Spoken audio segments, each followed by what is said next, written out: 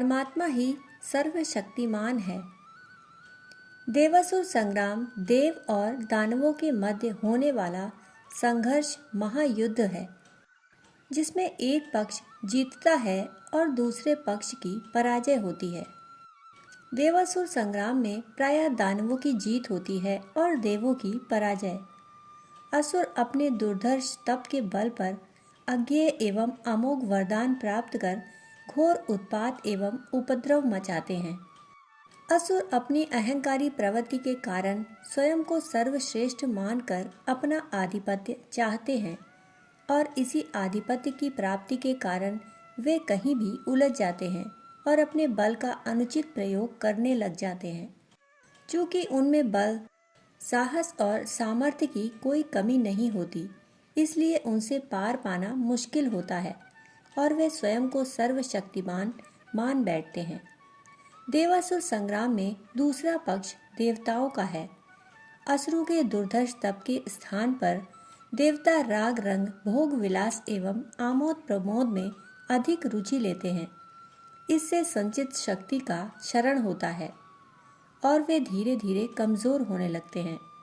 देवताओं को भी अहंकार होता है।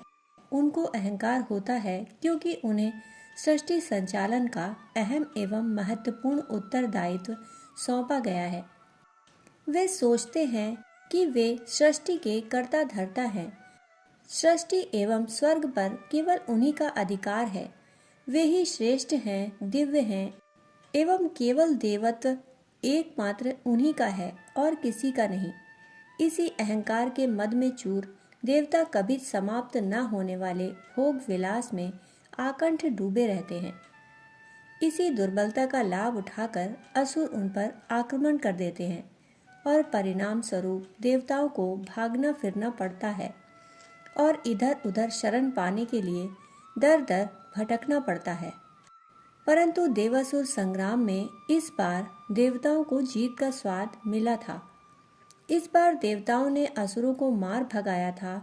अपने को सर्वशक्तिशाली एवं सर्वशक्तिमान समझने वाले असुरों को युद्ध का मैदान छोड़कर प्राण रक्षा के लिए भागने के लिए विवश होना पड़ा था। असुर इधर उधर छिपते भाग रहे थे। असुर सेना छिन्न भिन्न हो गई थी। अधिकतर असुर मारे गए थे और जो बचे भी थे वे अपने अस्तित्व की रक्षा के लिए पाताल चले गए थे। असुर गुरु शुक्राचार्य की बड़ी विकट स्थिति थी। देवताओं पर फिर से आक्रमण करने के लिए असुरों को संगठित करना, उनके मनोबल को ऊंचा करना और युद्ध के लिए तैयार करना आसान नहीं था। असुर गुरु के लिए यह कठिन भी नहीं था, परंतु यह समय साध्य तो अवश्य था। इस तथ्य से देवता परिचित थे।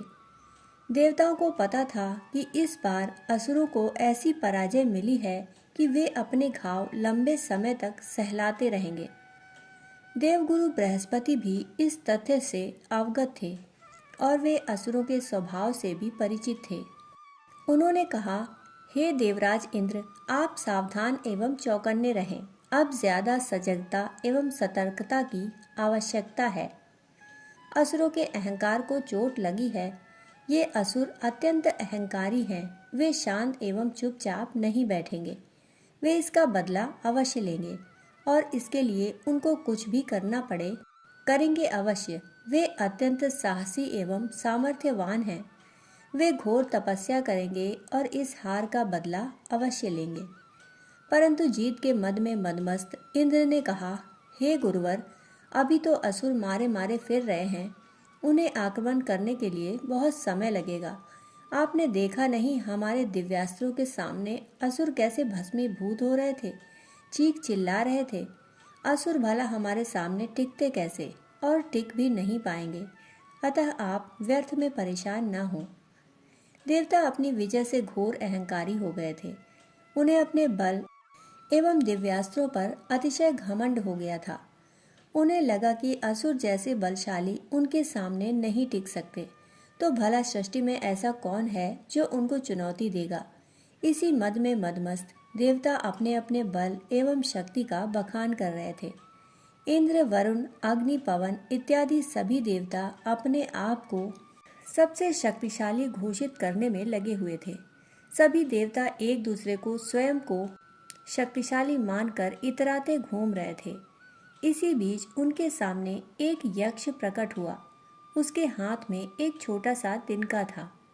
एकाएक यक्ष के प्रकट होने के अभिप्राय से मदमस्त देवता संवेद स्वर में बोले, यक्ष, इस समय आपके आगमन का कारण क्या है? आप किसे चुनौती देने यहाँ आए हैं या फिर किसका संदेश देने यहाँ पधारे हैं? अहंकार विवेक का क्षरण कर देता है और विवेक के नष्ट होने से उचित अनुचित का भेद समाप्त हो जाता है। शिष्टता एवं मर्यादा की सीमा टूट जाती है। यही देवताओं के साथ भी हुआ। देवता मान मर्यादा भूलकर अपने अहंकार में चूर थे, इसलिए वे यक्ष से बहकी बहकी बातें कर रहे थे। यक्ष ने उनकी किसी भी बात से अप्रभावित होकर शांत भाव से कहा, हे देवताओं, सृष्टि में सर्वत्र आपकी विजय गाथा गाई जा रही है। सर्वत्र आपके बल एवं शक्ति का गुणगान किया जा रहा है कि आप कितने बलशाली एवं सामर्थ्यवान हैं। मैं आप लोगों के सामने एक तिनका रखता हूँ। आप सभी को बारी बारी से इस तिनके को हिलाना है। तो क्या आप इस तिनके को हिलाने के लिए तैयार हैं? देवताओं ने यक्ष के इस कथन का खूब उपहास उड़ाया। मर्यादा भूलकर अपशब्दों के प्रयोग करने से भी वे नहीं चूके। देवता बोले, यक्ष, यह तिनका रखकर हमारी शक्तियों की परीक्षा लेना चाहते हो? इसके लिए तुम्हें कोई और तुच्छ वस्तु नहीं मिली। यक्ष ने एक स्वर्ण थाल में तिनके को रख दिया। सर्वप्रथम वरुण देवता आए और उस तिनके को गला देने बहा देने के लिए उन्होंने प्रयास किया, परंतु वह सामान्य तिनका न तो गला और न ही बहा। वरुण देव ने प्रचंड वेग से मूसलाधार बारिश भी की, परंतु वह तिनका टस से मस न हुआ। वरुण देव ने अपनी पूरी सामर्थ्य झोंक दी, परंतु तिनके को हिला नहीं सके। इसके पश्चात अग्निदेव आए। उन्होंने तिनके को जलाने के लिए दावानल का प्रयोग किया। जिस अग्नि से पल भर में समूचा जंगल, पहाड़, पर्वत के समान पेड़ पौधे सूखे पुआल के समान जल जाते हैं, आज उस अग्नि को एक तुच्छ सा तिनका चिढ़ा रहा था।